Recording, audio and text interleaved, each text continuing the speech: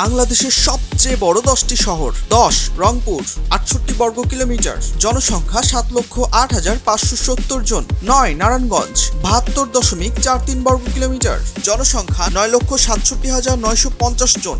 8 সিলেট 79.50 বর্গ কিলোমিটার, জনসংখ্যা 7,07,000। ময়মনসিংহ 91.315 বর্গ কিলোমিটার, জনসংখ্যা 7,18,006। বরিশাল 93.63 বর্গ কিলোমিটার, জনসংখ্যা 5,05,000। রাজশাহী 96.72 বর্গ কিলোমিটার, জনসংখ্যা 11,04,000। গাজীপুর 115 বর্গ কিলোমিটার, 26,02,750 জন। 3 খুলনা 150.57 বর্গ কিলোমিটার, জনসংখ্যা 15,02,000। চট্টগ্রাম 198 বর্গ কিলোমিটার, জনসংখ্যা 52,01,000।